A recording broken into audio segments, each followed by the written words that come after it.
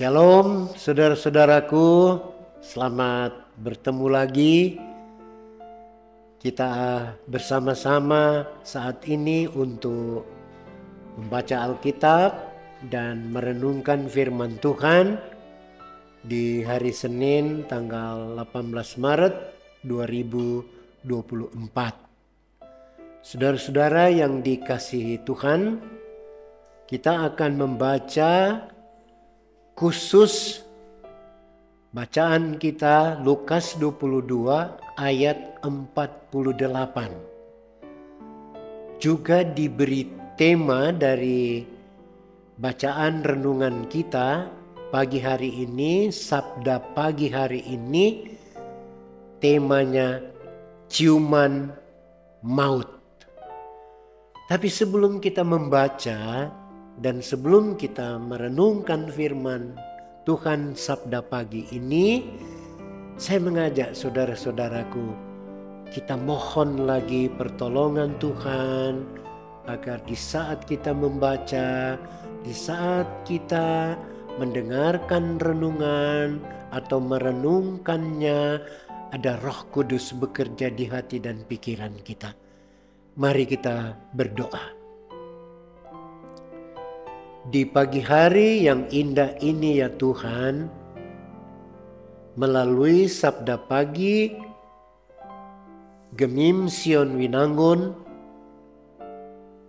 kami bersyukur kepada Tuhan karena memungkinkan kami lagi ketika bangun pagi boleh menyapa Tuhan di dalam doa, boleh memohon kepada Tuhan agar siapapun jemaat Tuhan ataupun mungkin juga di tempat lain yang bisa mengikuti sabda pagi Sion Winangun ini dicurahkan Roh Kudus agar apa yang boleh kami baca firman Tuhan pagi ini memberikan kami kekuatan, keteguhan iman, apalagi di minggu-minggu sengsara ini.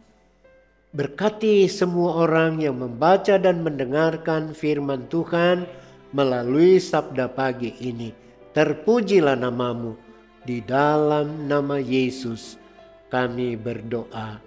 Haleluya. Amin. Saudara-saudara, marilah kita baca Lukas 22 hanya untuk ayat 48.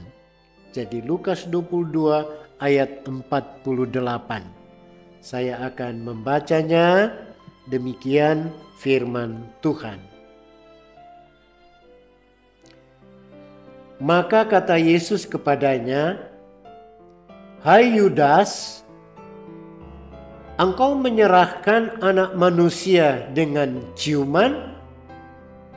Demikian bacaan kita pagi hari ini saudara-saudara, dan kita akan renungkan. Saudara-saudara yang dikasihi dan diberkati oleh Tuhan, kita tentu bersyukur karena kita boleh lagi bersama-sama dalam beribadah di tengah-tengah berbagai aktivitas kehidupan kita sehari-hari, tetapi juga di tengah-tengah kita menjalani tanggung jawab yang Tuhan anugerahkan kepada kita masing-masing. Saudara-saudara, pembacaan kita hari ini dijelaskan tentang bagaimana Yudas Iskariot melakukan perannya yang sudah direncanakannya. Dalam Alkitab dijelaskan bahwa ketika Yudas Iskariot mendekati dan mencium Yesus Kristus, Tuhan Yesus berkata, "Hai Yudas, Engkau menyerahkan anak manusia dengan ciuman? Sesungguhnya saudara-saudara, ketika Tuhan Yesus berkata seperti ini, Yudas Iskariot harus terkejut. Tetapi reaksinya lain. Kelihatannya seperti ia biasa-biasa saja. Sebab rencananya sudah diketahui oleh Yesus Kristus bahwa orang yang akan diciumnya, dialah yang harus ditangkap oleh prajurit yang bersama dengan dia. Saudara-saudara, alat komunikasi yang jahat melalui suatu ciuman. Dikatakan dengan sebuah ciuman, Yudas Iskariot menyerahkan Yesus Kristus untuk dihakimi dan dijatuhi hukuman mati. Saudaraku, ciuman yang sebenarnya menjadi tanda persahabatan, tanda kasih, tanda persaudaraan, tanda hubungan yang erat antara seorang guru dan seorang murid, sekarang menjadi suatu ciuman maut atau ciuman kematian. Yudas Iskariot mencium Yesus Kristus dengan maksud untuk menyerahkannya kepada para imam-imam kepala dan kepala-kepala pengawal bait Allah sesuai kesepakatan yang sudah mereka buat. Untuk itu saudara-saudara, ia diberikan sejumlah uang sebagai bukti, sebagai tanda pengkhianatan untuk melaksanakan misinya. Itu juga boleh kita baca jelas dalam Lukas 22 ayat 4-6. Saudaraku, Yesus Kristus mengetahui bahwa muridnya itu akan menyerahkannya dengan sebuah ciuman. Tuhan sudah tahu, saudara-saudara. Ciuman yang kemudian berujung pada penyalipannya di kayu salib. Yudas Iskariot tidak lagi memperlihatkan kasih sayangnya yang tulus kepada gurunya,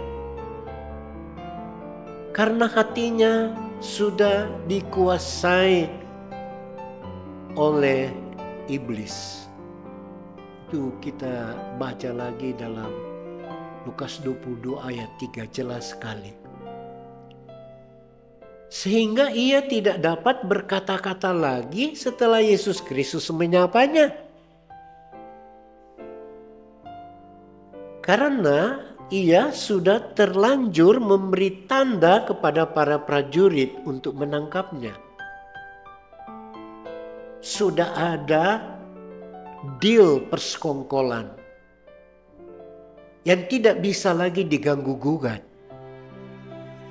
Ia tidak dapat lagi menarik kesepakatan dengan imam-imam kepala. Ia bagaikan pepatah, orang bilang nasi sudah menjadi bubur. Jadi buat apa lagi? Segala sesuatu sudah terjadi tanpa bisa dirubah lagi. Saudara-saudara yang dikasihi dan diberkati Tuhan, mari kita belajar dari bagian Alkitab bacaan kita, firman Tuhan ini. Mari kita renungkan untuk selalu berhati-hati dalam bertindak, supaya tidak membuat kita menyesal di kemudian hari. Mungkin dengan cara kita mengekspresikan rasa sayang atau cinta kepada anggota keluarga, kepada sahabat, dalam bentuk ciuman. Bukan dengan tujuan baik, tapi mungkin menjatuhkan. Mari kita belajarlah untuk tetap setia satu sama lain. jauhkan dari sak prasangka yang dimulai dari keluarga. Suami yang mengasihi istri, istri yang mengasihi suami, orang tua yang mengasihi anak-anak, dan anak-anak yang menghormati orang tuanya. Saudara, di masa-masa kita menghayati sengsara Yesus Kristus, ada satu ajakan yang pasti bagi kita, yaitu marilah kita saling mengasihi satu dengan yang lain dengan cinta kasih yang murni dan sungguh di dalam Yesus Kristus Tuhan kita. Sebagaimana Ia rela berkorban dan mati untuk menyelamatkan kita. Inilah yang harus kita ingat dan kita hayati dan renungkan dalam seluruh bentuk aktivitas hidup kita. Ia rela berkorban dan mati untuk menyelamatkan kita. Kita juga terpanggil, saudara-saudara, untuk menyaksikan kasih Yesus Kristus kepada setiap orang yang kita jumpai. Karena itulah panggilan kita. Saudara-saudara, karena itu tetap teguhlah. Yakinlah benar-benar bahwa Tuhan Yesus Kristus tidak pernah meninggalkan kita dan selalu memberkati kita dalam keadaan apapun juga. Amin. Mari kita berdoa. Terima kasih Tuhan Yesus untuk sabda-Mu pagi hari ini melalui sabda Gemim Sion Winangun.